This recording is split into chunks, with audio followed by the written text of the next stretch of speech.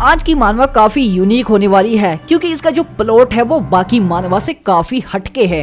क्योंकि इसमें जो हमारा मेन कैरेक्टर होता है वो एक इंसेक्ट होता है और खुद एक इंसेक्ट होकर अपनी ही प्रजाति के लोगों को खा जाता है। खैर ये काफी ज्यादा मार धाड़ है और इसमें काफी ज्यादा ऐसी चीजें दिखाई जाएगी जो बच्चों को बिल्कुल भी नहीं देखनी चाहिए। और अगर तुम बच्चे हो तो बिल्कुल भी मत देखना भाई। बाद में मत कहना कि भाई तुमने ये क्या दिखा दिया, क्योंकि जो मेरी पिछली सीरीज बोन्स जिन्होंने देखी है वो सब तो यही कहते हैं कि भैया आपने ये क्या दिखा दिया। अगर तुमने नहीं देखी तो तुम वो भी देख सकते हो, लिंक मिल जाएगी। तो यहाँ पे हमारी कहानी की शुरुआत ही बहुत भयानक और दरिंदगी भरी होती है, क्योंकि यहाँ पे हमें दो लड़के के पैर दिखाए जाते हैं और साथ ही एक भागती हुई लड़की दिखाई जाती है जो कि मदद के लिए अपनी आवाज लगाती है।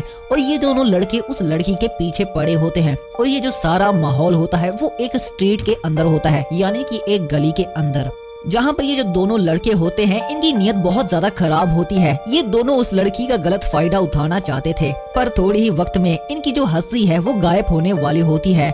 जहाँ पे हम देखते हैं कि जो लड़की होती है इसके भागने के रास्ते बंद हो जाते हैं और ये मदद के लिए गुहार लगाने लग जाती है कि प्लीज मुझे यहाँ से जाने दो, मुझे यहाँ से जाना है प्लीज। पर ये दोनों लड़के उसकी नहीं सुनते। पर ऐसे ही हम देखते हैं कि पीछे से एक आवाज आती है, यहीं रुक जाओ, और हमें एक कदम दिखाया जाता है। जिसके बाद में ये जो दोनों बदमाश होते हैं वो पीछे मुड़कर देखते हैं कि आखिर कौन आया है। जहाँ पर हम देखते हैं कि एक लड़का कुछ हाथ में खाता हुआ दिखाई देता है, जिसके जो गले में एक बैंडेज भी लगी होती है। जहाँ पर इस बच्चे को देखने के बाद में जो दोनों बदमाश होते हैं वो कहते हैं कि ये आखिर अकेला बच्चा यहाँ पर क्या कर रहा है। जिसके बाद में हम देखते हैं कि ये कोई बच्चा नहीं होता बल्कि यही हमारी कहानी का मेन कैरेक्टर होता है। जहाँ पर ये लड़का उन दोनों बदमाशों को कहता है कि यहाँ से भाग लो। जैसे सुनने के बाद में जो दोनों बदमाश होते हैं वो कहते हैं कि लगता है बच्चे का दिमाग घूम गया है कि यहाँ पर अकेला आता है और हमें ही यहाँ से भागने को कह रहा है। पर हम यहाँ पे कहानी के साथ साथ पीछे खड़ी लड़की पर ध्यान दे तो वो लड़की काफी ज्यादा अजीब लग रही होती है, क्योंकि पहले तो वो काफी ज्यादा डर रही थी पर अभी वो ऐसे चुपचाप खड़ी है जैसे ये उसके लिए कोई बात ही ना हो। और यहाँ पर जो बच्चा होता है उन दोनों बदमाशों को ये भी कहता है कि अगर तुम मरना नहीं चाहते तो यहाँ से चुपचाप से भाग लो। और इसी के साथ हम देखते हैं कि जो वो बच्चा होता है वो अपने गले पे लगी हुई बैंडेज उतार देता है। जहाँ पर उसके बैंडेज उतारते ही उसके शरीर में से बहुत गंदे गंदे कीड़े से बाहर आने लग जाते हैं, जिसे देखकर जो वो लड़का होता है यानी कि बदमाश वो कहते हैं कि आखिर ये क्या था। पर उसके इतना कहते ही उसके मुंह पे जोर से खून के छींटे लगते हैं। यहाँ पर वो थोड़ा सा घूम के देखता है तो जो उसका दोस्त यानी कि उसका पार्टनर बदमाश आता है वो उसके आधे टुकड़े हो जाते हैं और उसका बस शरीर का नीचे का हिस्सा ही रह जाता है।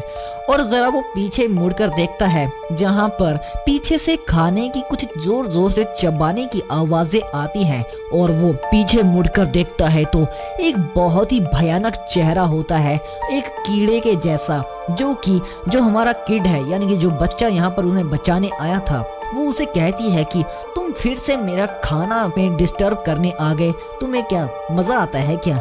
जिसके बाद में हम देखते हैं कि जो लड़की थी वो दरअसल एक लड़की थी ही नहीं, वो तो एक बहुत ही भयानक, एक बहुत ही बड़ी विशाल टाइप की जानवर, मेरा मतलब कि कीड़े टाइप होती है जो कि इंसानों का शिकार करती है। वहीं पर हम देखते हैं कि उस लड़की ने उसके दोस्त का बस एक हाथ ही बचाया था, बाकी वो पूरे आदमी को ही चबा गई।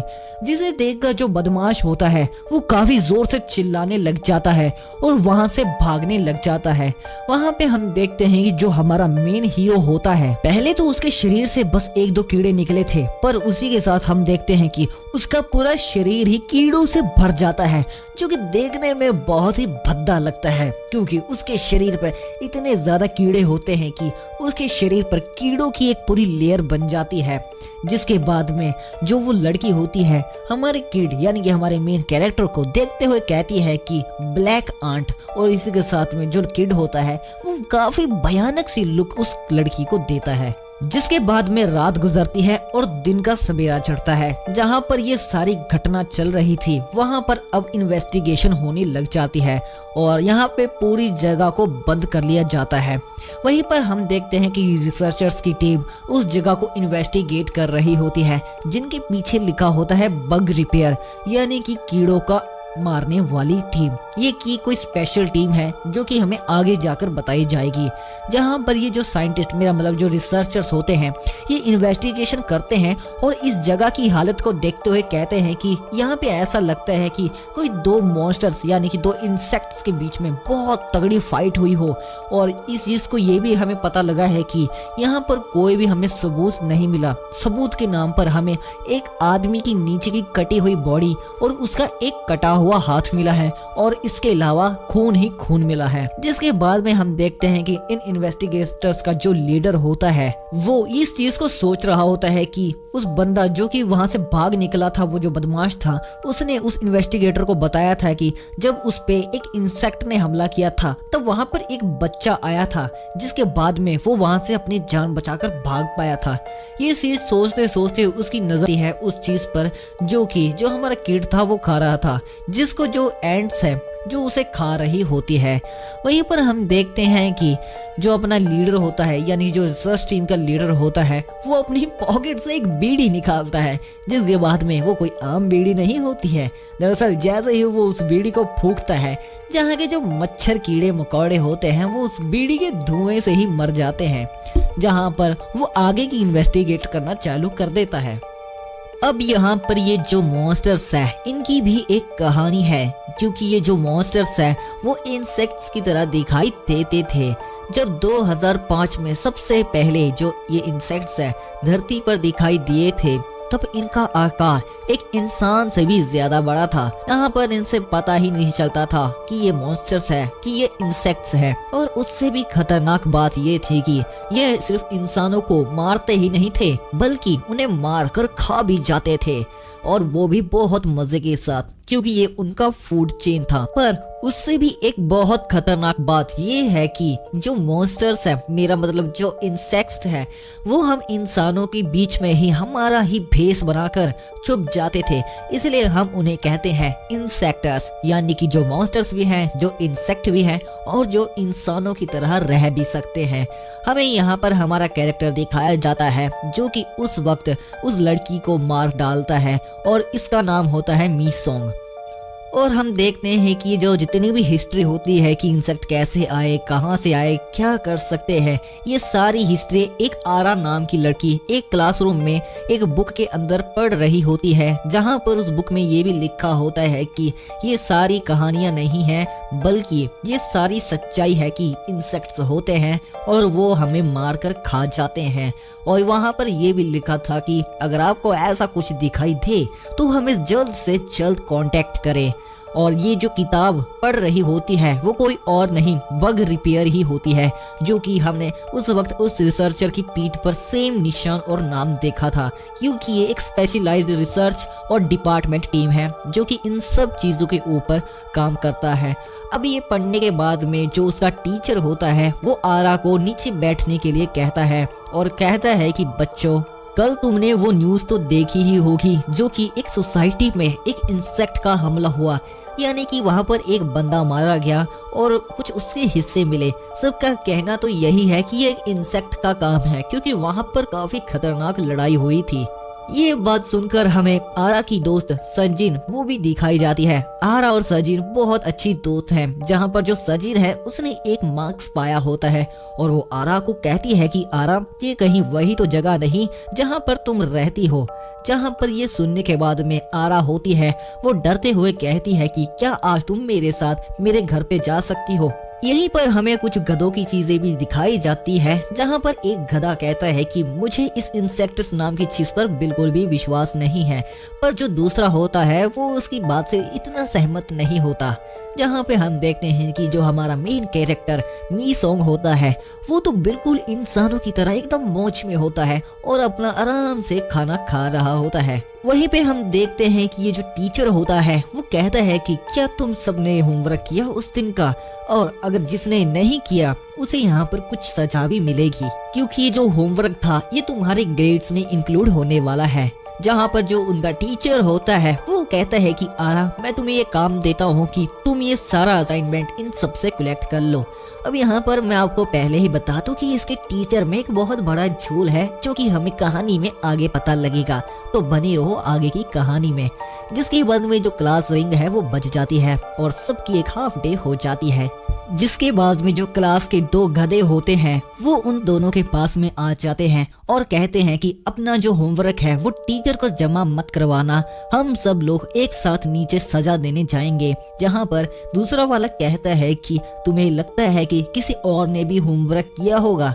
जिसके बाद में जो चारों आपस में बहस करने लग जाते हैं होमवर्क को लेकर। वहीं पर जो मी सुंग होता है वो उनके बहस को देख लेता है। जिसके बाद में जो आरा होती है उसके सामने एक होम असाइनमेंट आ जाती है और ये कोई और नहीं बल्कि मी सोंग ही होता है जिसने अपना होमवर्क कंप्लीट किया था और वो उसे अपना कंप्लीट होमवर्क दे देता है ताकि वो टीचर को जाकर दे सके।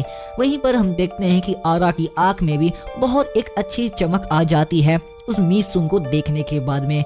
जिसके बाद में जो मी सुंग होता है वो अपनी कुर्सी पर जाकर बैठ जाता है।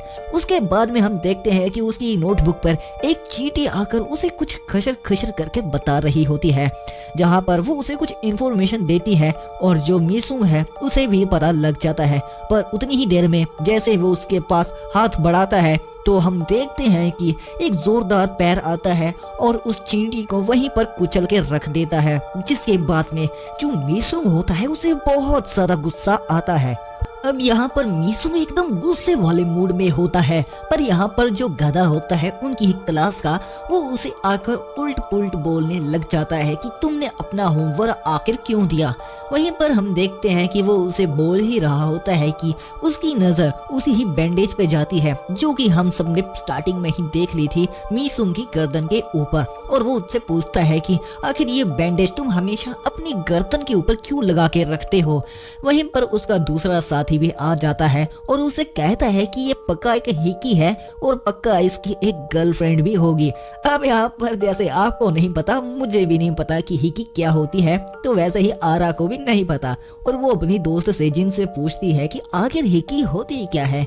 जहाँ पर जो उसकी मास्क वाली सेजिन दोस्त होती है वो उसके कान में आकर कहती है कि एक गर्लफ्रेंड की किसको हिकी कहते हैं या फिर साफ शब्दों में एक लव वाइट को हिकी कहते हैं। जिसे सुनने के बाद में आरा को शौक लगता है और यहाँ पर जो वो गधा होता है वो उसकी बैंडेज उतारने ही वाला होता है एक बहुत ज्यादा एक्साइटमेंट के साथ। वहीं पर जो आरा होती है वो खड़ी हो जाती है और कहती है कि जल्दी से उसे हटाओ। यहाँ पर हम देखते हैं कि सब लोग काफी ज्यादा एक्साइटेड होते हैं कि उसके नीचे सच में क्या एक लव बाइट है। और जहाँ पर जैसे ही वो उसकी बैंडेज उतार देता है सबका एक मुंह उतर जाता है क्योंकि वहाँ पर एक लव बाइट नहीं बल्कि एक काले कलर का छेद होता है और ये छेद कोई मामूली छेद नहीं होता। यहाँ पर हम देखते हैं कि जो एक मोटा होता है वो काफी ज्यादा गुस्सा हो जाता है कि एक बैंडेज के नीचे एक छेद को छुपाने की क्या जरूरत थी। जिसके बाद में उसकी आंखें फटी की फटी रह जाती है क्योंकि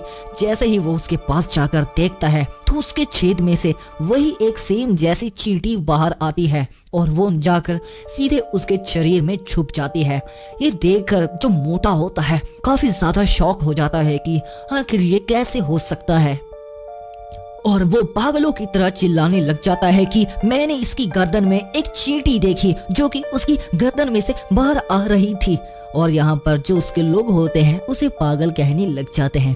वहीं पर दूसरी तरफ जो आरा होती है उसका जो मुंह होता है काफी ज्यादा क्यूट हो जाता है क्योंकि उसके मन में शांति हो जाती है कि उसकी गर्दन पर कोई लाइव वाइट नहीं थी।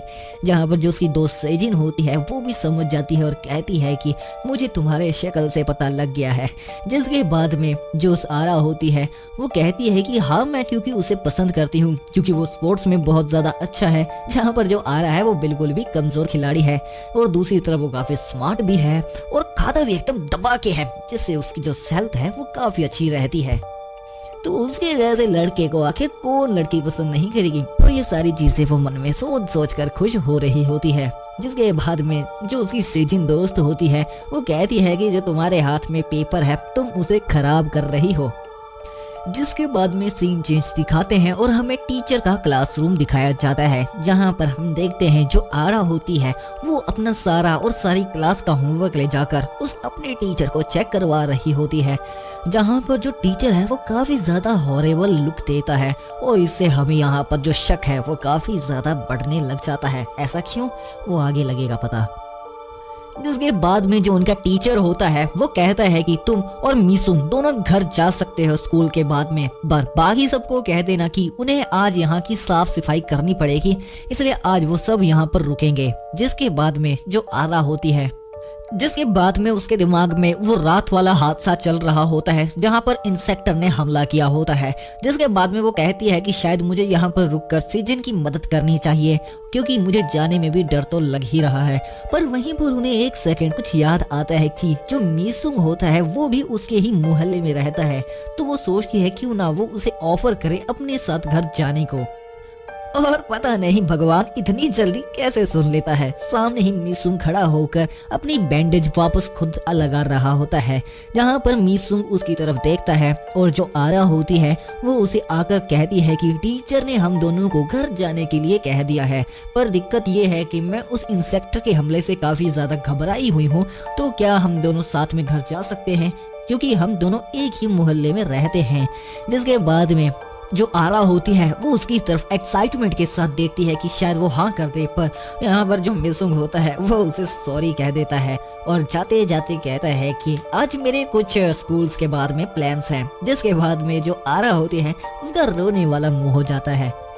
उसके बाद में हम देखते हैं कि जहाँ पर जो सभी स्टूडेंट्स होते हैं, यानी कि वो जो मोटू होते हैं दोनों, उनका सीन दिखाया जाता है जहाँ पर उन्हें झाड़ू पोछा पकड़ा दिया जाता है ताकि वो साफ सफाई कर सके।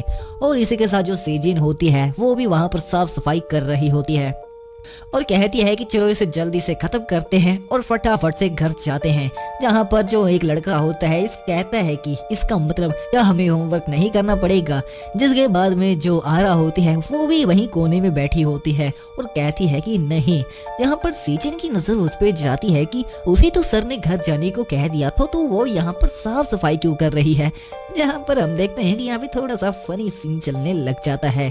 जिसके बाद में जो सीजन होती है वो कहती है कि ऐसा आखिर क्यों। जिसके बाद में जो आरा होती है उसकी आंखों में आंसू आने लग जाते हैं हल्के हल्के से, और वो कहती है कि मैं तुम्हारी वेट कर रही थी और इसलिए मैं यहाँ पर रुक गई।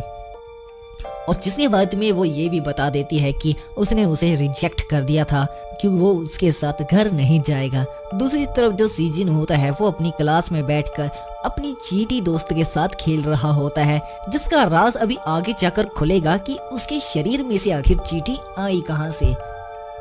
जो सीजन होती है वहीं पे दूसरी तरफ अपनी आरा दोस्त को अभी भी यही कह रही होती है कि मेरे ख्याल से तुमने अपने बॉयफ्रेंड बनाने का चांस खो दिया है। शायद वो काफी ज्यादा कूल टाइप का है, इसलिए वो इतनी जल्दी बातों में नहीं पटा। वहीं पर हम देखते हैं कि सारे बच्चे काफी मेहनत के साथ साफ सफाई कर रहे होते हैं, जहाँ पर हम देखते हैं कि वो दोनों घोंचू अपनी बातचीत करते करते बिल्डिंग के पीछे की तरफ जा रहे होते हैं, जहाँ पर वो कह रहा होता है कि मैंने पक्का मीसुंग की गर्दन में से एक कीड़ा निकलता हुआ देखा था। अब यहाँ पे हम देखते हैं कि जो एक लड़की होती है वहाँ पर अपना ईयरफोन लगाकर मस्ती में काम कर रही होती है। ऐसा मैंने क्यों कहा आगे लगता है सबको पता।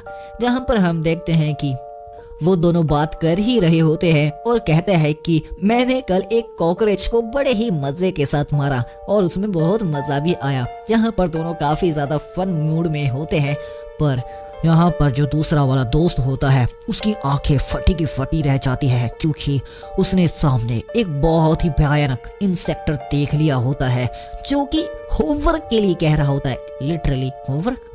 अब आपको शायद कुछ कुछ समझ में कहानी आ रही होगी, पर कोई बात नहीं। जिसके बाद में जो उसका दोस्त होता है उसके मुंह पे खून के छींटे लग जाते हैं, क्योंकि उसके दूसरे दोस्त को जो इंसेक्टर होता है वो वहीं पर मार डालता है। अब यहाँ पर हम देखते हैं कि जो ये ईयरफोन वाली लड़की होती है ये वहाँ पे काम कर ही रही होती है कि इसके सामने एक बच्चे की कटी हुई गर्दन आगे गिर जाती है, जिसे देखने के बाद में उसका मुंह पूरी तरह से उतर जाता है और बहुत जोर से चिल्लाती है, जिसका शोर सुनकर सबका ध्यान उसी की तरफ अट्रैक्ट हो जाता है।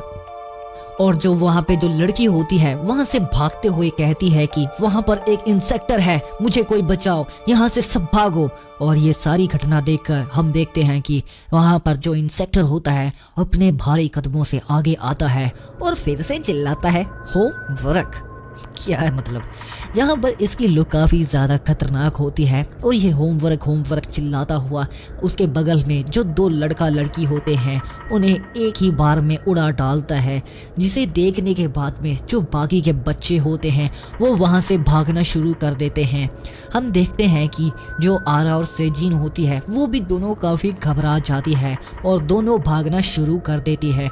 हम देखते हैं कि ये जो मोटा सांड होता है ये भी भागना शुरू कर देता है, चाहे इसका शरीर काफ़ी ज़्यादा भारी हो। और ये जो इंसेक्टर होता है सभी बच्चों को आधा पीटा खाता हुआ सारी चीज़ों को तबाह करता हुआ आगे ही बढ़ता जाता है। जहाँ पर हम देखते हैं कि आरा, सीजन और उनके पीछे एक तश्मे वाला लड़का भी भाग रहा होता है। जहाँ पर जो तश्मे वाला लड़का होता है सीजन को पीछे से पकड़कर उसे जोर से पीछे से धकेल देता है, क्योंकि ये तश्मे वाले की फटकर 4 हो जाती है। वहाँ पे हम देखते हैं कि जो सीजन होती है उसका सिर जोर से पत्थर पर टकरा देता है, जिससे कि सीजन वहीं पर बेहोश हो जाती है। और जो आरा होती है अपनी दोस्त को ऐसे गिरे पड़े देखकर पीछे वापस भागकर आती है और उसे उठाने की बहुत कोशिश कर रही होती है। इतनी ही देर में हम देखते हैं कि यहाँ पर ये जो होमवर्क वाला होता है उनके पास में आ जाता है और यहीं पे सबका अंत होने वाला होता है, ऐसा अभी तक यहाँ पे हम सबको लग रहा होता है। जहाँ पर जो सीजन होती है वो तो बेहोश होती है और आरा उसे कहती है कि सीजन मेरे पीछे ही रहना। और यहाँ पर हम देखते हैं कि ये जो इंसेक्टर होता है वो बोलना शुरू करता है और वो कहता है कि मैंने तुम्हें कहा था कि तुम घर जाना, पर तुम घर क्यों नहीं गई। और इसी के साथ में हम देखते हैं कि उसके शरीर में से एक बेहद सा चेहरा बाहर आता है और ये चेहरा होता है उसी ही की क्लास का टीचर। जी हाँ, ये इंसेक्टर कोई और नहीं था बल्कि उन्हीं का टीचर था, जो कि उन्हें होमवर्क के लिए कह रहा था। और यहाँ पर जो आरा होती है ये देखकर काफ़ी घबरा जाती है कि ये सर जिसे हम साथ रहते थे वही ये निकला। जिसके बाद में हम देखते हैं कि ये जो इंसेक्टर होता है ये काफ़ी गुस्से में अपने दोनों हाथों की कलाइयाँ मरोड़कर एक ज़ोरदार वार करने की कोशिश करता है ताकि वो आरा को वहीं पर ख़त्म कर सके। पर इतने में हम देखते हैं कि वहाँ पर बहुत सारी एंट की स्लैश आती है और वहाँ पर इंसेक्टर के दोनों हाथ काट डालती है। हाथों को करते ही हम देखते हैं कि उसके हाथों में से काले रंग का धुआं निकलना चालू हो जाता है और उसके हाथों पे बहुत सारी चींटियां आकर चिपक जाती है। वहीं पर हम देखते हैं कि आप और मेरे साथ जो आरा होती है वो भी काफी हैरान होती है कि आखिर ये क्या हुआ। जिसके बाद में वो थोड़ा सा पीछे घूम कर देखती है तो एक ब्लैक कलर का आदमी जिसका पूरा आर्मर ब्लैक था और उसके पूरे शरीर के साथ चींटियां चिपकी हुई थी वो वहां पर आता है और उसकी आंखों में एक जानी पहचानी सी चमक थी। यहाँ पर हम देखते हैं कि जो ब्लैक आंट होता है वो आ जाता है, जिसके शरीर के ऊपर बहुत ही खतरनाक ब्लैक कलर का आर्मर होता है। यहाँ पर जो वो लड़की होती है वो डर के मारे बेहोश हो जाती है। यहाँ पर जो ब्लैक आंट होता है वो उस लड़की को जाकर संभालता है जैसे कि वो उस लड़की को काफी अच्छे से जानता हो। और जिसके बाद में हम देखते हैं कि जो ब्लैक आंट है उसने उस मोटे से कॉकरोच का हाथ काट दिया था, जिसे कटे हुए हाथ को जो चींटियां है वो खाने लग जाती है। जहाँ पर जो मोटा कॉकरोच होता है वो उसे कहता है कि मैं तुम्हारे बारे में जानता हूँ, तुम हो ब्लैक आंट। ये इसलिए ब्लैक आंट है क्योंकि जो इसका कवर है, मेरा मतलब जो आर्मर है वो पूरा का पूरा आंट से बना है, मतलब कि चींटियों के ट्रांसफॉर्मेशन से। और ये जो मोटा कॉकरोच है ब्लैक आंट को कहता है कि तुम हमारी ही जाति को क्यों खा रहे हो, तुम भी तो हमारे ही तरह एक इंसेक्टर हो, यानी कि आधा जीव और आधा कुछ और ही टाइप का ह्यूमन जैसे कुछ। जहाँ पर वो उसे पूछता है क्या तुम सच में हमें मारने जा रहे हो बस इंसानों को बचाने के लिए, जिसका यहाँ पर जो ब्लैक आंट है वो जवाब नहीं देता। यहाँ पर वो कहता है कि जो फूड चेन है वो बहुत बिगड़ चुका है और सिर्फ हम कुछ लोग ही हैं जो इसमें एवोल्यूट कर पा रहे हैं, तो तुम क्यों इन इंसानों को बचा रहे हो, इन ऐसे कचरा लोगों को जो कि हमारा भोजन है, जिन्हें हम मजे से खाते हैं। यहाँ पर जो ब्लैक आंट है वो उसका अभी भी जवाब नहीं देता पर जवाब के बदले में वो एक जोरदार सा पंच मारता है, जैसे कि जो मोटा सा कॉकरोच होता है उसकी चर्बी बाहर आ जाती है और वो दीवार के जोर से टकराता है। यहाँ पर जो ब्लैक आंट होता है कि एक मिस्टीरियस सी चीज बनती जा रही होती है कि ये इंसानों की साइड क्यों फाइट कर रहा है, मतलब कि ये भी एक इंसेक्टर ही है जिसे भूख मिटाने के लिए किसी ना किसी को तो खाना ही पड़ता है। पर ये उन दोनों लड़कियों को खाता नहीं है, बल्कि उन्हें कंधे पर उठाकर उन्हें एक सेफ जगह पर ले जाकर रख देता है, जहाँ पर वो मन में कहता है कि इंसानों के लिए लड़ाई नहीं, मैं इंसानों के लिए नहीं बल्कि खुद के एक मकसद के लिए लड़ाई कर रहा हूँ। और यहाँ पे हम देखते हैं कि वो कहता है कि तुम्हारे जैसे लोग इन चीजों को सिर्फ हंट कहते हैं, कि लोगों को मारो और अपनी भूख प्यास मिटा डालो। यहाँ पर जो मोटा कॉकरोच होता है वो कहता है कि ये क्या बकवास है कि तुम अपने ही जैसे लोगों को मार रहे हो और उन्हें खा रहे हो, ये कैसे पॉसिबल हो सकता है। यहाँ पे जो मोटा होता है अब वो फाइट के मूड में आ जाता है, जहाँ पर वो कहता है कि देखो मुझे बहुत ज्यादा दिक्कत हो रही है इस फूड चेन से, क्योंकि मैं बहुत ज्यादा भूखा हूँ और इस भूख के कारण मैं अब तेरे को ही मार कर खा जाऊंगा। और उसकी आंखों में काफी गुस्सा भी दिखाई देता है, जिसके बाद में एक वो अंडे की तरह बन जाता है और ब्लैक आंट की तरफ जोरदार से एक फायर बॉल की तरह जाकर टकराता है, जिसे रोकने की कोशिश तो ब्लैक आंट करता है, पर हम देखते हैं कि वो इसका प्रेशर झेल नहीं पाता और वो दोनों को दोनों स्कूल की जाली फाड़ कर एक जंगल में जाकर टकराते हैं, जहां पर जो ब्लैक आंट होता है उसकी हालत काफी बुरी हो जाती है उस बड़े से कॉकरोच के एक ही हिट से, क्योंकि उसका जो प्रेशर था काफी ज्यादा दमदार था। जहां पर वो कॉकरोच उसे कहता है कि मैं तो खाली अपने एक हाथ से भी तुझे मार सकता था एट, पर उसके तो हाथ कट ही गए थे, तो वो तो कैसे ही करेगा, क्या चूरन आदमी है भाई।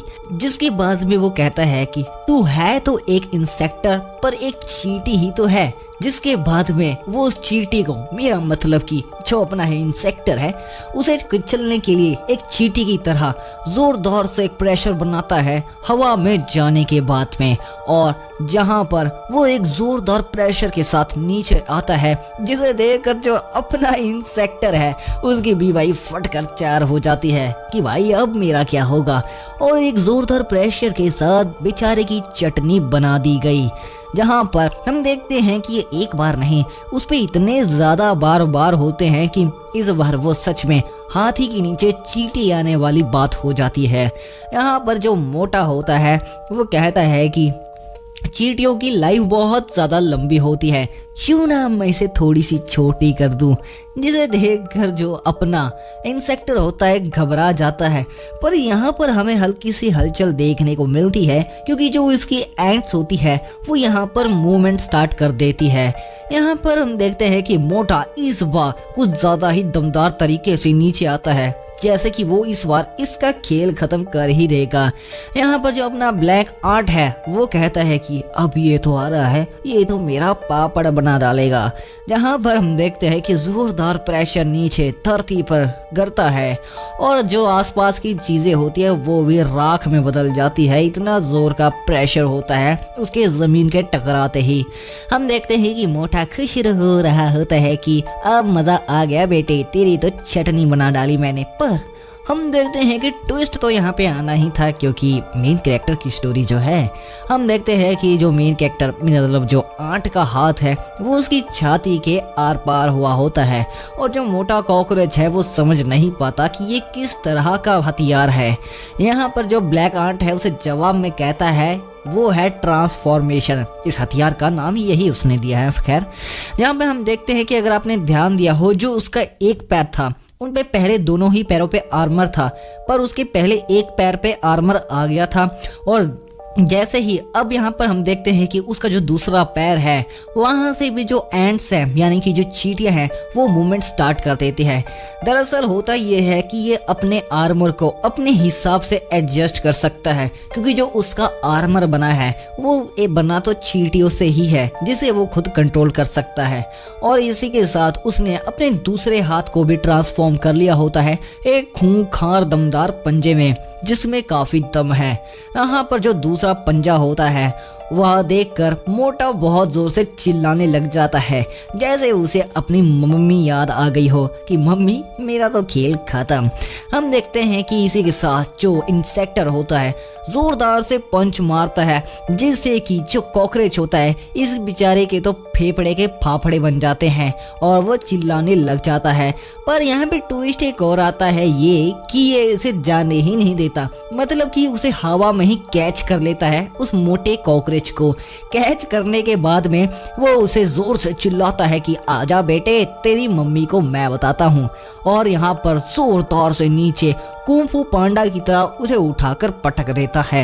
यहाँ पर मोटा कॉकरोच कहता है कि अरे भाई साहब इतनी खतरनाक जबरदस्त पावर्स आई कहाँ से इसमें। यहाँ पर जिसके बाद में जो अपना इंसेक्ट होता है उसे हवा में दोबारा से उठाता है और जो अपने खूंखार पंजे होते हैं उसके नीचे की छाती पे लेके जो आंखें होती है कॉकरोच की घिनौनी आंखें होती हैं जो उनमें अपने पंजे गड़ा देता है, जिससे कि जो मोटा होता है वो काफी जोर जोर से चिल्लाने लग जाता है कि अब मुझे जाने दो भैया सॉरी हो गई। पर हम देखते हैं कि इसी के साथ में जो अपना इंसेक्टर होता है वो थोड़ा सा और जोर लगाता है और उस बेचारे के फेफड़े का फाफड़ा इस बार सच में बना डालता है, क्योंकि वो उसे एकदम पिचकार देता है और पिचकाते ही अपने खूंखार पंजों से उसके छोटे छोटे टुकड़े कर देता है, जिसके उसका नामो निशान ही नहीं बचता। और बचता भी क्या है, बस उस अंधे का तश्मा।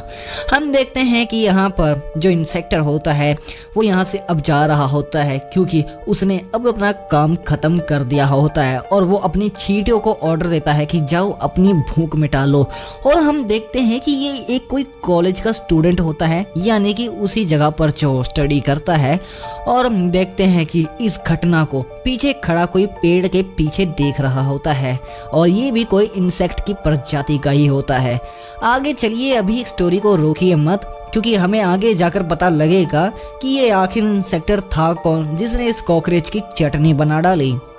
खैर मोटे जी का तो गेम बज जाता है, जिसके बाद में वहां पर होने लग जाती है इंस्पेक्शन, जो कि हमने पहले भी देखी थी कि ये कहीं पे भी मुंह उठाकर पहुंच जाते हैं जहां पर इन्हें गड़बड़ लगे।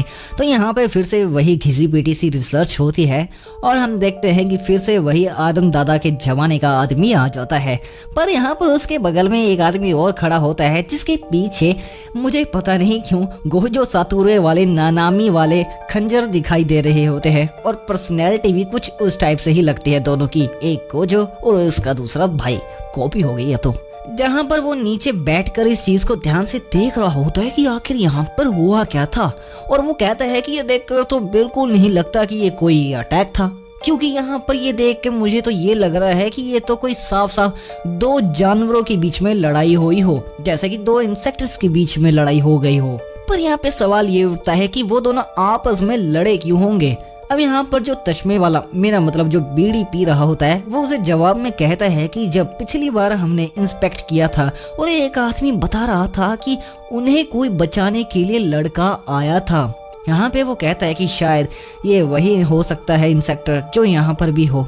वहीं पर एक लड़का आता है और कहता है कि सर हमें यहाँ पर एक लड़की मिली है जिसने इस घटना को अपनी आंखों से ऑब्जर्व किया था और उसने कुछ हमें बताना भी है। और वो लड़की के कह रही है कि उसे किसी ने एक ब्लैक आंट ने उसकी जिंदगी बचाई है। ये सुनकर वो जो पप्पलू होता है वो काफी इंटरेस्टिंग सा दिखाई देता है। जिसके बाद में वो दोनों वहाँ पे जा रहे होते हैं उस लड़की के पास में। हम देखते हैं कि वो तो जा रहे होते हैं, पर यहाँ पर इस चोमू का इंटरव्यू लेते हैं।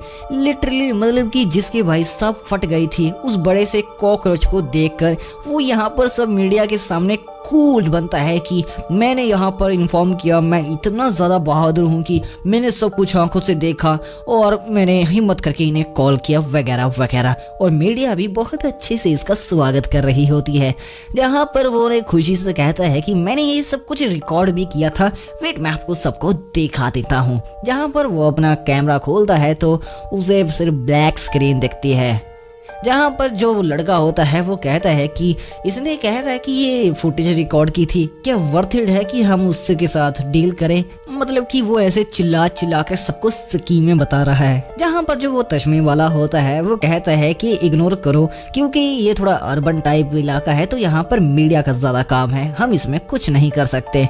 यहाँ पर जो सस्ता ननामी होता है वो कहता है कि तुम्हें भी पता है कि इस चीजों पर विश्वास करना मुश्किल है, फिर भी हम और इसको काम करना पड़ता है और तुम भी इस चीज के विक्टिम रह चुके हो। खैर हम देखते हैं कि दोनों पपलू टपलू उस लड़की के पास पहुंच जाते हैं यहाँ पे उसका बातचीत करने के लिए। और लड़की हम देखते हैं कोई नहीं वही होती है जो ब्लैक आंट की गोदी में सो जाती है, मेरा मतलब बेहोश हो जाती है।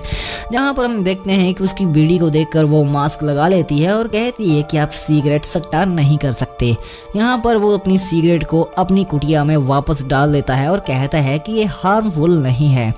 यहाँ पे हम देखते हैं कि सूरज डूबते हुए का बहुत ही सुनहरा सीन होता है और यहाँ पर उस लड़की से पूछताछ चालू हो जाती है और लड़की कहती है कि जो मॉन्स्टर, मेरा मतलब जो हमारा टीचर वाला मॉन्स्टर था वो हमें मारने को आ रहा था, पर वहीं पर हमें देखने को मिला था कि जो एंट था, एक लड़का था, वो हमें बचाने के लिए आ गया था और उसने ही हमारी जान बचाई थी। पर मैं बाद में बेहोश हो गई थी तो मुझे कुछ ज़्यादा नहीं पता, पर वो जो मॉन्स्टर्स था वो बाकी मॉन्स्टर से अलग था क्योंकि उसने हमारी ज़िंदगी बचाई थी।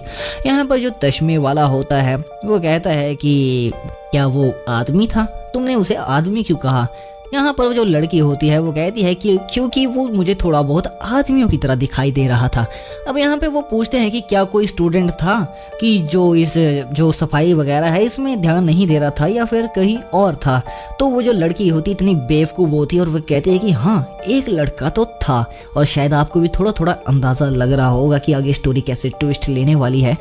खैर यहाँ पे हम देखते हैं कि रात हो जाती है, एक बिल्डिंग का मौसम दिखाया जाता है जहाँ पे हम देखते हैं कि जो वो आखिरी लड़का क्लासरूम में रह जाता है ना, जिसकी गले से एक चींटी निकली थी, वो अपने घर में आ जाता है और हमें इसकी पीठ देखकर पता लग रहा होगा या आई नो आपको भी कुछ कुछ पता चल रहा होगा।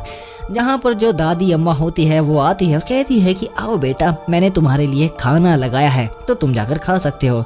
पर उसे देखते ही उसे कुछ अजीब सा महसूस होता है और वह कहता है कि दादी माँ मैं भूखा नहीं हूँ।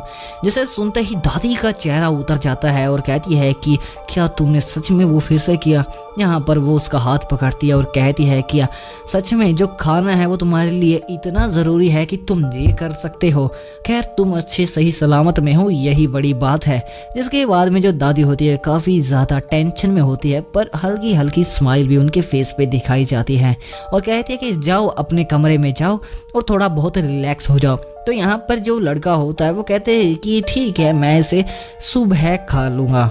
और खैर यहाँ पे जो दादी होती है वो काफ़ी ज़्यादा रोने लग जाती है और कहती है कि पता नहीं इस छोटे से बच्चे के साथ आखिर दिक्कत क्या है।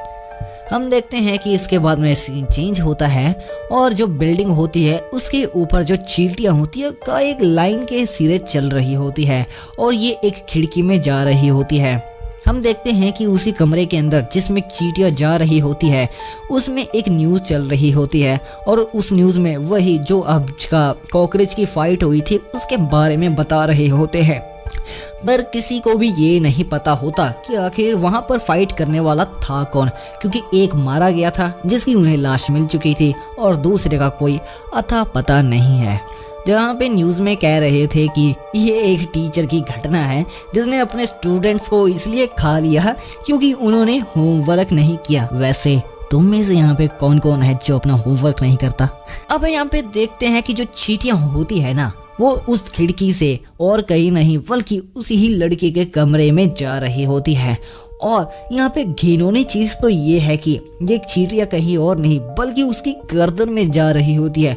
मतलब भाई लिटरली इतनी सारी चींटियाँ, क्योंकि हमने स्टार्टिंग में देखा था कि उसकी गर्दन से एक चींटी बाहर आई थी और वो इतनी कोई बड़ी बात नहीं थी, पर यहाँ पर दर्जनों में जो चींटियाँ हैं उसके गले के अंदर जा रही होती है और वो सो जाता है। खैर यहाँ पर हम सबको एक चीज़ तो कंफर्म हो जाती है कि इतनी चींटियाँ देखने के बाद में जो वो एंट किंग था वो कोई और नहीं बल्कि यही लड़का था जो कि क्लास में भी एब्सेंट था। बीच में आने के लिए माफी चाहूंगा, पर कंजूस आदमी एक लाइक तो ठोक दे। खैर, जिसके बाद में हमें सीन चेंज दिखाते हैं और हम देखते हैं कि एक बिल्डिंग होती है और ये कोई नॉर्मल बिल्डिंग नहीं होती, ये कोई एक बहुत ही पुरानी बिल्डिंग होती है जिसके अंदर सुनने में आया है कि किसी इंसेक्टर ने बच्चों को किडनैप कर लिया है और इस बिल्डिंग में अब कोई नहीं रहता, जिसके ऊपर जो पुलिस इन्वेस्टिगेशन करने यहाँ पर आती है और उन बच्चों को रेस्क्यू करने आती है, जहाँ पर इनके पूरे 3 मेंबर्स होते हैं। यहाँ पर ये इन्वेस्टिगेशन करते हैं पर इन्हें वहाँ पर कुछ नहीं मिलता, तो ये आगे बढ़ते हुए अगले फ्लोर पर पहुँचते हैं, जहाँ पर एक ऊपर वाले फ्लोर पे जाने के बाद में जो इनका लीडर होता है एक रूम में झांक कर देखता है तो इसकी आंखें फटी की फटी रह जाती है। ऐसा क्यों? क्योंकि यहाँ पर जो बच्चे होते हैं सीरियसली वो एक कोकून के अंदर लपेट कर रखे होते हैं, वो भी जिंदा, जो कि काफी ज्यादा चिपचिपा और गंदा लगता है। मतलब कि कोकून के अंदर बच्चे, सीरियसली। और दूसरी तरफ हम बिल्डिंग के बाहर देखते हैं कि एक मस्त चमचमकाती जी वैगन खड़ी होती है। जी वैगन मानव वालों ने क्यों डाली है आई डोंट नो। उस जी वैगन के अंदर होती है बग रिपेयर टीम, वही जो मार धाड़ करती है। और हम देखते हैं कि उनका जो एक बंदा होता है वो कहते हैं कि मैं काफी ज्यादा बोर हो चुका हूँ, तो क्यों ना हम डायरेक्ट अंदर जाके इस चीज को यहीं खत्म कर दे। पर उनका जो दूसरा मेंबर होता है वो कहता है कि हम ऐसा नहीं कर सकते, क्योंकि जो गवर्नमेंट है उनकी हमारे ऊपर नजर है, तो हम ऐसा नहीं कर सकते जब तक जो पुलिस है वो हमसे सपोर्ट ना मांगे। और देखो तो जो भगवान है वो उनकी काफी ज्यादा जल्दी सुन लेता है, क्योंकि यहाँ पर उनको रिक्वेस्ट की आ चुकी होती है कि हमारे हेल्प करो आकर। यहीं पर हम देखते हैं कि जो उनका टीममेट होता है वो कहता है कि सीरियसली जो पुलिस वाले हमसे मदद मांग रहे हैं। हम देखते हैं कि इन दोनों की अपनी अपनी बातचीत चल रही होती है, जहाँ पर जो उनका दूसरा साथी है वो कांपने लग जाता है डर के कारण। अब वो कहता है कि अरे भाई तू क्यों इतना कांप रहा है। तो यहाँ पर वो जो साथ वाला होता है वो कहता है कि कुछ नहीं, बस मेरा फोन रिंग कर रहा है जिसके कारण मैं कांप रहा हूँ। अब हम देखते हैं कि जो इनका लीडर होता है वही चोमू, जो कहता है कि चलो अब अंदर जाते हैं, यहाँ पे अब जोक खत्म करो। और अंदर का तो माहौल ही चेंज हो रखा होता है। यहाँ पर जो पुलिस वाले होते हैं वो उन सब ककून को एक एक करके काट रहे होते हैं और उन सभी बच्चों को बचा रहे होते हैं। जहाँ पर जो उनका एक मेट होता है वो कहता है कि क्या हमें बग रिपेयर का इंतजार करना चाहिए। तो यहाँ पर जो उनका लीडर होता है वो कहता है कि इतना अभी वक्त नहीं है, क्योंकि एनिमी कहीं भी हो सकता है। जहाँ पर जो उनका एक साथी होता है वो कहता है कि देखिए सर, यहाँ पर एक बच्चे की यहाँ पे कुछ ज्यादा ही हालत खराब है, क्योंकि वो ब्रीथ नहीं कर पा रहा, उसकी सांसें ही नहीं चल रही। पर ककून फाड़ के वो देखता है तो वो तो बच्चा एकदम ठीक कंडीशन में होता है, एकदम टिप टॉप। जहाँ पर जो पुलिस वाला होता है कि बच्चे रो मत, मैं तुम्हें यहाँ पर बचाने के लिए आया हूँ। और जैसे ही वो उस ककून को फाड़ता है और उसे बदले में क्या मिलता है, उसको मिलता है पट से हेडशॉट। और वैसे ही उस सोल्जर की कहानी खत्म हो जाती है, क्योंकि जैसे ही वो ककून फटता है तो हम देखते हैं कि उसमें से कुछ पंख निकलते हैं, जिसे देखने के बाद में जो वो पुलिस वाला होता है घबरा जाता है कि ये क्या किया, तो कीड़ा निकला, बच्चे के रूप में कीड़ा। और हम देखते हैं कि कोई ये नॉर्मल इंसेक्टर नहीं होता, ये एक मॉस्कीटो टाइप इंसेक्टर होता है, जिसके पंख होते हैं, जिसकी लाख लंबी होती है और जो कि बच्चे के भेस में छुपा हुआ था उस ककून के अंदर, ताकि इन सब का शिकार कर सके।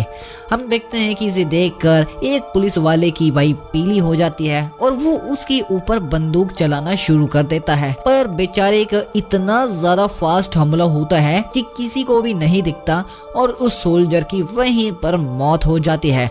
यहाँ तक कि जो उनका इतना हाईली ट्रेंड जो कैप्टन होता है वो भी उसे नहीं देख पाता, क्योंकि वो बंदूक की गोली से भी ज्यादा फास्ट होता है। और हम देखते हैं कि अब इसका अगला शिकार वही लीडर होता है और ये काफी ज्यादा फास्ट उसकी तरफ आ रहा होता है।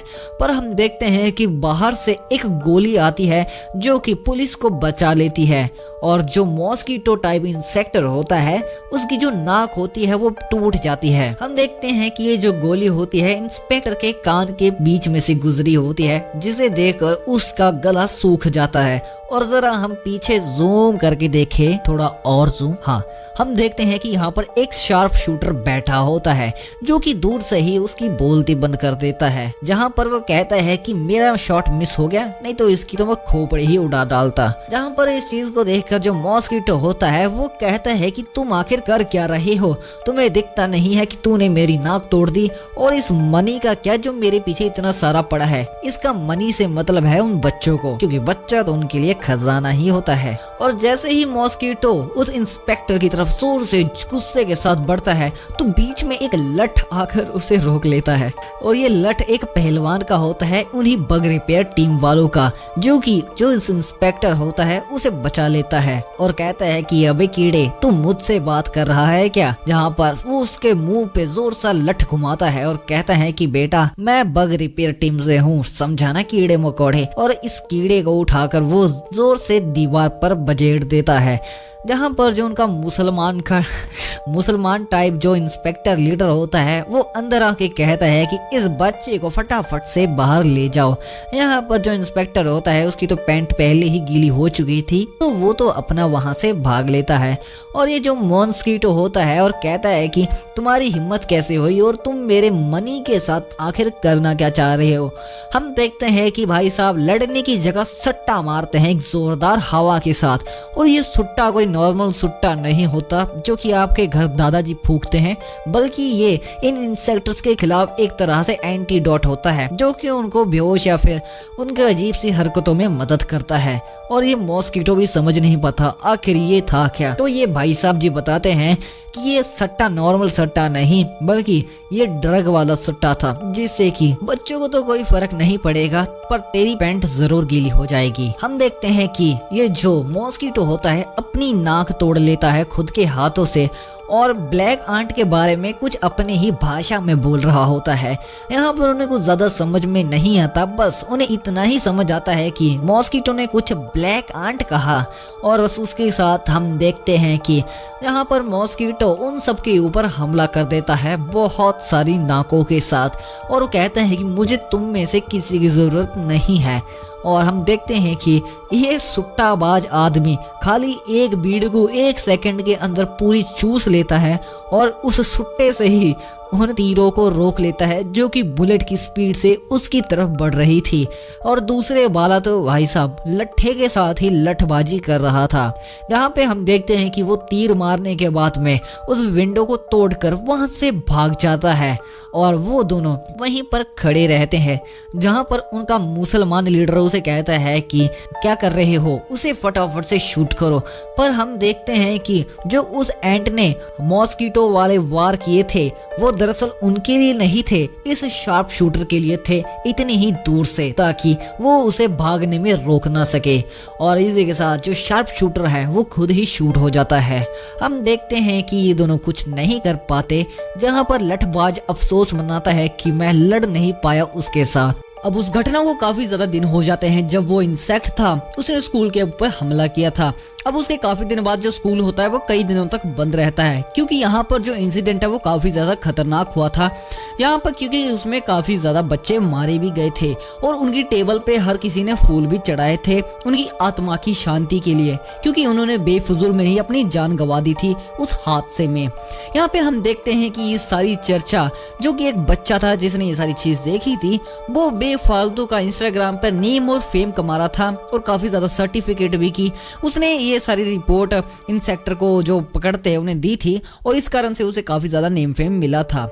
यहाँ पे हम देखते हैं कि दूसरी तरफ जो हमारी कैरेक्टर की गर्लफ्रेंड होती है, मतलब कि जो गर्लफ्रेंड बनना चाहती है, उसकी जो दोस्त है अगर आपको याद हो वो उस हादसे में नीचे गिर गई थी, जिसके कारण उसके सिर पे चोट लगी थी और अब उसकी हेड की सर्जरी भी हुई थी, जिसके कारण वो काफी ज्यादा डिप्रेस थी क्योंकि उसके जितने भी सिर के बाल थे वो भी उड़ चुके थे।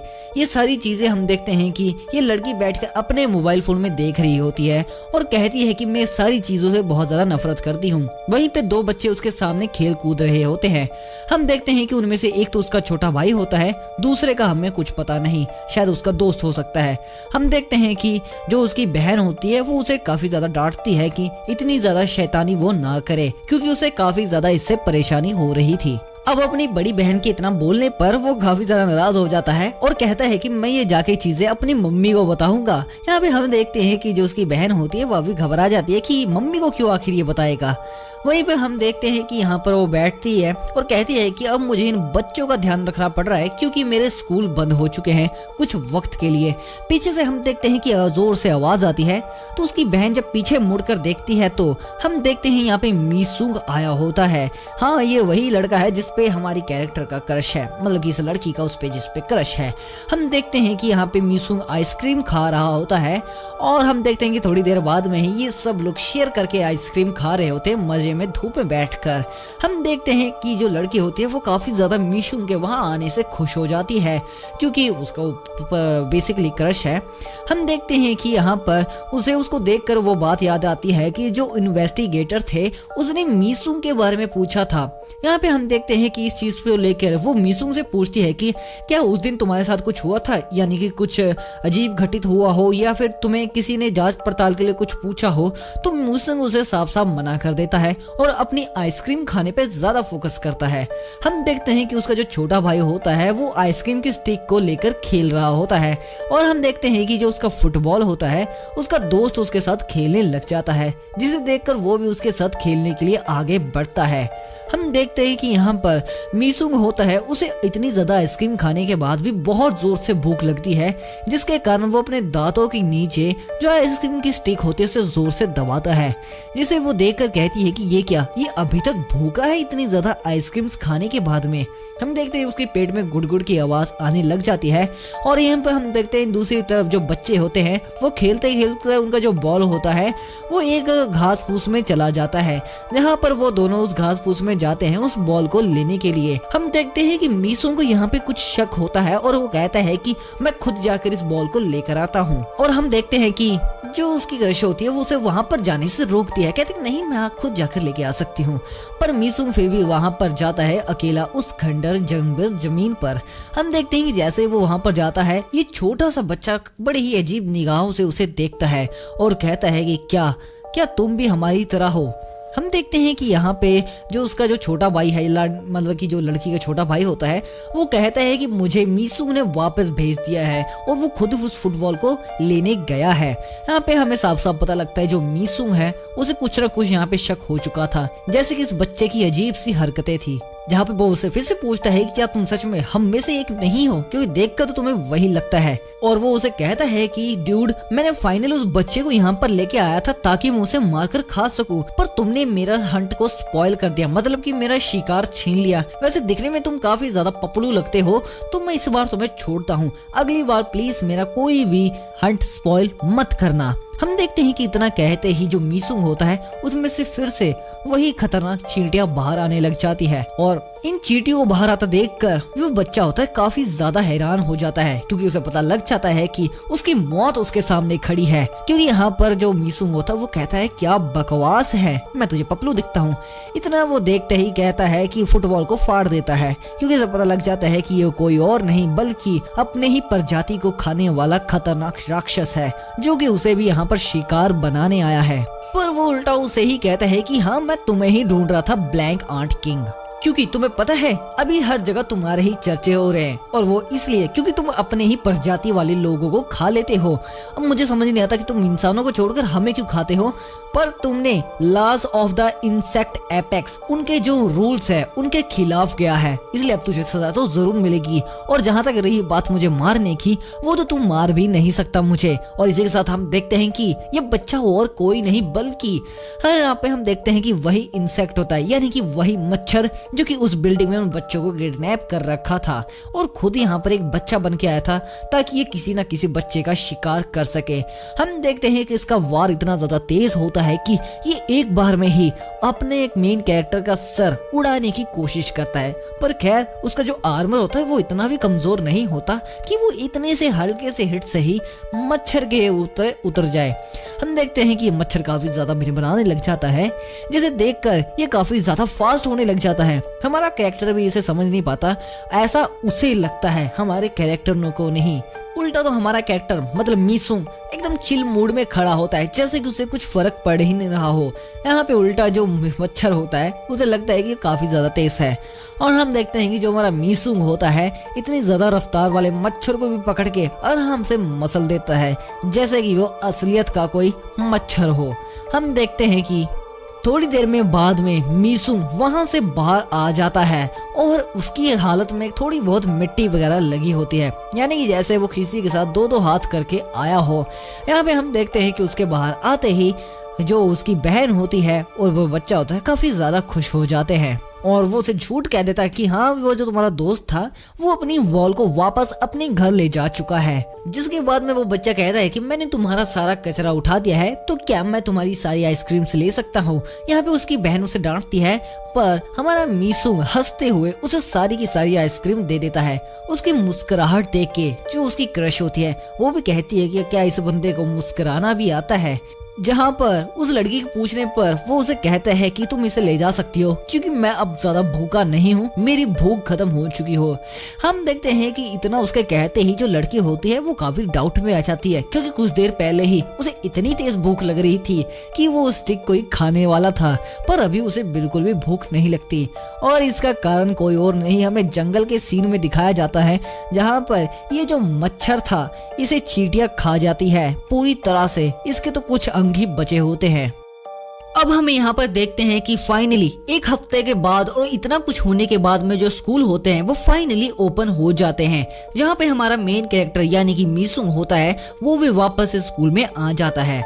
हम देखते हैं कि यहाँ पे काफी ज्यादा चहल पहल होती है और जो बाकी के बच्चे होते हैं काफी ज्यादा उदास हो जाते हैं, क्योंकि जो स्कूल होते हैं वो वापस से खुल चुके होते हैं और उनकी जो छुट्टियों का मजा होता है वो किरकिरा हो जाता है। हम देखते हैं मीसूंग पहले की जरा एकदम सैड सा लगता है और कोई भी किसी चीजों को जवाब नहीं देता और उसे कुछ चीजों से फर्क भी नहीं पड़ता। इसके बाद में हम देखते हैं कि यहाँ पर जो मीसूंग की क्रश होती है ब्लैक बोर्ड की तरफ देख के काफी ज्यादा हैरान हो जाती है, क्योंकि वहाँ पर नोटिस लिखा होता है क्लोजर का, यानी कि अब ये जो वहाँ पे जो चीजें है वो काफी ज्यादा क्लोज होने वाली होती है, जो क्लास 3 की होती है, जिसमें हम देखते हैं कि सेजिन का भी नाम होता है और मीसूंग का भी नाम होता है। मतलब कि इन सभी जो बच्चे हैं इनकी लिस्ट लिखी है, इन सबको अभी के लिए क्लोज कर दिया गया है और बाकी के जो बच्चे हैं वो न्यू क्लासेस की तरफ शिफ्ट कर दिए गए हैं। हम देखते हैं कि यहाँ पर अब वो प्रेसिडेंट भी नहीं रहती अपनी क्लास की, जिससे वो काफी ज्यादा सैड हो जाती है। अब हम देखते हैं कि वो अपनी पुरानी क्लास में जाती है जहाँ पर वो अपने फोन को चला रही होती है, जहाँ पर उसके हाल चाल पूछ रहे होते हैं, पर वो इस चीज को इग्नोर करती है क्योंकि उसे इस चीज से फर्क नहीं पड़ता। हम देखते हैं कि इनकी खलियां उड़ाने के लिए कुछ बच्चे वहीं पर खड़े होते हैं, क्योंकि वो प्रेसिडेंट नहीं रहती और उन्हें वहीं पे क्लोज कर दिया गया था। यहाँ पे उसका वो मजाक उड़ाते हैं, पर हम देखते हैं कि मीसू की क्रश के बगल में ही एक लड़की बैठी होती है जो कि काफी ज्यादा शांत तक बैठी हुई थी तब तक जब तक वो अपना मुंह चला रहे थे, पर तभी वो एकदम से वहां पर उड़ती है और उन लौंडों के पास जाती है जहां पर वो उसकी खिल्ली उड़ा रहे थे। हम देखते हैं कि वो उसके पास जाती है और उनकी धुलाई कर देती है, एक लड़की होने के बावजूद भी। हम देखते हैं कि वो कहती है कि चुप कर जाओ हरामखोरो, जिसके बाद में उस तरह गुस्सा देखने के बाद में जो बच्चे होते हैं उनकी भी हिम्मत नहीं होती वो उसे कुछ कह सके। इसके बाद में हम देखते हैं कि वो लड़की दरवाजे के बाहर जा रही होती है। यहाँ पे हम देखते हैं कि सब लोग उसी की बात करते हैं उसकी तरफ देखकर, क्योंकि वो काफी ज्यादा कूल दिख रही थी। हम देखते हैं कि जैसे ही वो आगे बढ़ती है तो हमारा मीसूंग भी वहीं से सामने से आ जाता है और दोनों एक दूसरे को ऐसे देखते हैं जैसे कि वो दोनों एक दूसरे को पहले से जानते हो। खैर हम देखते हैं कि दोनों एक दूसरे को थोड़ी देर देखते हैं पर एक दूसरे को इग्नोर करके वहां से चले जाते हैं अपने अपने रास्ते में। हम देखते हैं मीसूंग क्लास में जैसे ही आता है जो उसकी क्रश होती है वो उसे हाथ हिलाकर वहां पर उसके पास बुला रही होती है उसे बैठाने के लिए, और वो वहां पर जैसे ही आता है तो उसकी क्रश कहती है क्या तुमने देखा जो यहाँ पे अभी लड़की थी वो वो अपनी क्लास में लड़कियों में काफी ज्यादा पावरफुल है और एक तरह से कह लो वो यहाँ की बॉस है लड़कियों में। हम देखते हैं कि मीसुंग उसका जवाब नहीं देता और अपने चिप्स का पैकेट निकालता है और उसे खाने लग जाता है। जिसके बाद में हम देखते हैं कि जो सर होता है वो अपनी पढ़ाई से कराना चालू कर देता है। यहाँ पे जो मीसुंग होता है वो भी पढ़ाई कर रहा होता है थोड़ी देर के लिए, पर थोड़ी देर बाद में उसे फिर से भूख लगने लग जाती है। जहाँ पर जो उसकी क्रश उसे देख लेती है और मौके का फायदा उठाते हुए वो उसे कहती है कि क्या हम लंच साथ में करें बैठकर, जहाँ पर मीसुंग भी उसे हाँ कह देता है। हम देखते हैं कि यहाँ पे क्लास टीचर भी पढ़ा ही रहा होता है कि अचानक से यहाँ पर एक खौफनाक इंसेक्टर जो मीसुंग होता है उसे सेंस कर लेता है और जो मीसुंग का रिएक्शन होता है काफी ज्यादा डरावना हो जाता है क्योंकि यहाँ पर उसे एक इंसेक्टर की महक आ जाती है। अब जैसे ही हमारा मीसुंग एक इंसेक्टर को डिटेक्ट करता है अपनी भूख मिटाने के लिए, तो जैसे ही यहाँ पर जो उसकी क्रश होती है वो उसे खाने के लिए पूछती है, पर जो मीसुंग होता है वो पहले से ही वहां से 9-11 हो चुका होता है क्योंकि जो उसकी भूख होती है वो इसमें इतनी ज्यादा हावी हो जाती है कि वो अपनी भूख को कंट्रोल नहीं कर पाता और उस इंसेक्टर की तलाश के पीछे भाग जाता है अपनी स्कूल की दीवार को टाप कर। हम देखते हैं कि यहाँ पर वो इतना ज्यादा जल्दी में होता है कि उसी के रास्ते में ये जो 2 इंस्पेक्टर होते हैं यानी कि जो इंसेक्टर को मारने वाले हंटर्स होते हैं, ये उसी रास्ते से अपनी इन्वेस्टिगेशन के लिए उसे मीसुंग से मिलने के लिए उसी स्कूल में जा रहे होते हैं अपनी कुछ इंपॉर्टेंट डिस्कशन के साथ में। हम देखते हैं कि जैसे ही वो स्कूल की दीवार के कोने में आते हैं तो मीसुंग भी भागकर उनकी तरफ ही आ रहा होता है, जहां पर हम देखते हैं कि जो इंसेक्टर के हंटर होता है उसके साथ मीसुंग टकरा जाता है, पर वो इतना ज्यादा जल्दी में होता है कि उस इंस्पेक्टर को बिना सॉरी किए ही वहां से भाग रहा होता है। पर हम देखते हैं कि ये जो दोनों हंटर होते हैं वो उसे कुछ भी नहीं कहते, बल्कि उसे कहते हैं कि जाने दो, हमें इससे फर्क नहीं पड़ता। हम देखते हैं कि यहाँ पर जो उसके साथ वाला बंदा होता है वो कहता है कि शायद ये एक हॉकी प्लेयर हो सकता है, मैं ये एक्सपीरियंस के साथ कह सकता हूँ। हम देखते हैं कि जिसके बाद में जो टीचर लंच होता है वहां पर सब लोग पहुंच जाते हैं उन इंस्पेक्टर्स के साथ में, जहां पर वो मीसुंग की क्रश को बुलाता है और कहता है कि क्या वो लड़का अब यहाँ पर है जो उस दिन उस हादसे में वहां पर नहीं था। यहाँ पे हम देखते हैं कि जो उसकी क्रश होती है वो उसे कहती है कि उसे इतनी ज्यादा भूख लग रही थी कि वो अभी अभी स्कूल से भाग कर गया अपने घर पर ताकि वो कुछ खा सके। यहाँ पे इतनी बात सुनते ही जो उसका पार्टनर होता है वो कहता है कि कहीं वो वही तो बच्चा नहीं था जो अभी भाग कर जा रहा था और जो हमसे टकराया था। जिसके बाद में जो इंस्पेक्टर होता है वो उसे अपना बग रिपेयर वाला कार्ड देता है ताकि वो उस बच्चे को दे सके, मतलब कि मीसुंग को दे सके और वो उससे मिल सके। जिसके बाद में हम देखते हैं कि उस कार्ड के नीचे लिखा होता है इंसेक्टर एक्सटर्मिनेशन स्क्वाड लीडर, मतलब कि एक खास तरह की स्क्वाड है इंसेक्टर्स को मारने वाली। अब हम देखते हैं कि यहाँ पर सीन चेंज होता है और हमें यहाँ पर एक पुल का सीन दिखाया जाता है और यही वो पुल है जिसके नीचे जो इंसेक्टर है जिसे मीसुंग ने डिटेक्ट किया था वो यहीं पे था। हम देखते हैं कि यहाँ पर जो इंसेक्टर था ऐसा लग रहा था कि ये मीसुंग का ही इंतजार कर रहा था, क्योंकि जैसे ही मीसुंग अंधेरी रातों में से बाहर आता है अपनी चमक लेकर और जो इंसेक्टर होता है वो नीचे आ जाता है, जैसे कि वो उसी का इंतजार कर रहा था इंसेक्टर किंग का ही शिकार करने के लिए, यानी कि मीसुंग का ही जो बाकी इंसेक्टर्स का शिकार करता है। पर इसमें वियर्ड बात ये थी कि ये दिखने में काफी ज्यादा अजीब था क्योंकि ये बाकियों की तरह बोल नहीं रहा था बल्कि अलगी अलगी आवाजें निकाला था, क्योंकि हालांकि जो इंसेक्टर होते हैं चाहे वो इंसेक्टर ही क्यों ना हो वो बोल भी सकते हैं सबके सब, पर ये वाला जो इंसेक्टर था ये बिल्कुल भी नहीं बोल पा रहा था। तो जो अपना इंसेक्टर किंग यानी कि मीसुंग होता है वो बिना टाइम वेस्ट किए जो इंसेक्टर होता है उस पे हमला कर देता है। पर यहाँ पे हम देखते हैं कि जो ये सामने वाला इंसेक्टर होता है ये उसके हार वार को बड़े ही आराम से डॉज कर लेता है और डॉज करने के साथ ही अपना पलटवार भी कर देता है, जिसे देखकर जो हमारा मीसुंग होता है वो भी हैरान हो जाता है और इसी के साथ जो मीसुंग होता है वो पीछे हट जाता है उसके एक वार से ही, और बदले में जो वो इंसेक्टर होता है सामने वाला वो उल्टा उसी पे हमला करने को चल पड़ता है। यहाँ पे हम देखते हैं कि मीसुंग भी पीछे नहीं हटता, वो भी उसके जोरदार से मुक्का मारता है। पर यहाँ पे हम देखते हैं कि ये जो सामने वाला इंसेक्टर होता है इस पे कुछ ज्यादा फर्क नहीं पड़ता, यहाँ तक कि इसे मुक्का पड़ने पर ये तो कोई मुंह से आवाज भी नहीं निकालता। ये सारी चीजें हरकतें देखकर जो मीसुंग होता है वो सोचता है कि इसमें बहुत कुछ अजीब है, पहले तो ये बोल नहीं रहा था और इस पे तो अब चोट भी नहीं लग रही। हम देखते हैं कि ये इंसेक्टर हंसने लग जाता है और इसे उसके पीछे कुछ दिखाई देता है, कुछ अजीब सी चीज, क्योंकि यहाँ पर जो उसकी एक चींटी होती है वो किसी धागे पर चल रही होती है, कोई इनविजिबल धागा जो उसे नहीं दिख रहा था, पर उसकी जो चींटी थी वो उस धागे के ऊपर चल रही थी। तो इस चीज का पता लगाने के लिए मिसुंग ने अपने हाथ से टुकड़े से थोड़ी बहुत चींटियां निकाल ली और उसकी तरफ जोर से फेंक दी, ताकि वो इस चीज को देख सके कि आखिर उसके इर्द गिर्द है क्या। और यहाँ पे हैरानी की बात तो ये है कि जैसे ही चींटियां उसके शरीर पे लगती है वो उन चींटियों से नहीं बचता, जैसे कि वो पहले मिसुंग के साथ इतनी ज्यादा फुर्ती दिखा रहा था। और चींटियों ने बड़े ही आराम से उसके शरीर के ऊपर ढाबा बोल दिया, जिसके बाद में हम देखते हैं कि चींटियां जैसे ही उसके शरीर से उन थ्रेड्स पे चलती है जो कि मिसुंग को भी दिखाई नहीं दे रहे थे, पर चींटियों के चलने से वो साफ साफ मिसुंग को दिखाई देने लग गए थे। और ये जो धागे होते हैं वो ऊपर की तरफ किसी के हाथों में जा रहे होते हैं। हम देखते हैं कि पुल के ऊपर एक आदमी बैठा होता है या फिर एक औरत, इसका जेंडर तो नहीं पता, पर यही इसे कठपुतली की तरह अभी तक काबू कर रही थी। अब इतना पता लगते ही इसने इस धागों को काट दिया था ताकि मिसुंग उस तक ना पहुंच सके। अब धागों के कटते ही ये जो नीचे वाला इंसेक्टर था ये जमीन पर पड़ गया, और जैसा कि मिसुंग को उम्मीद थी ये किसी के हाथों की कठपुतली थी जो कि उसे अभी तक यूज कर रही थी, क्योंकि ये धागे ही थे जिसे वो देख पा रहा था। अभी तक तो नहीं देखा था, पर चींटियों के देखने से देख पा रहा था। हम देखते हैं कि इतना वो पता लगा ही रहा होता है कि जैसे ही ये कठपुतली वहां से उठ पड़ती है और उठते ही अपने मुंह से एक कुछ अजीब सी चीज निकालती है, और ये अजीब सी चीज होती है एक प्लाज्मा बीम। ये इतना बड़ा धमाका करती है कि जहाँ पर जो पुल होता है वो तहस नहस हो जाता है और धुआं धुआं हो जाता है, कुछ भी दिखाई नहीं देता। अब जैसे ही हम देखते हैं कि धुआं थोड़ा थोड़ा हटता है तो हम देखते हैं कि उस कठपुतली के बगल में से कोई चींटी जैसा ही दिखने वाला शख्स बाहर आता है। दरअसल ये फीमेल है, क्योंकि अभी तक हमें इसका कोई जेंडर नहीं बताया था, पर आपको हिंट देते हुए मैं बताता हूँ कि ये एक फीमेल ही है। जिसके बाद में हम देखते हैं कि इतने से धमाके के साथ ही जो मिसुंग होता है उसकी हालत पतली हो जाती है, क्योंकि यहाँ पर जो उसका कवच था वो भी आधा गायब हो चुका था, क्योंकि उस धमाके ने उसे बहुत ज्यादा डैमेज दिया था।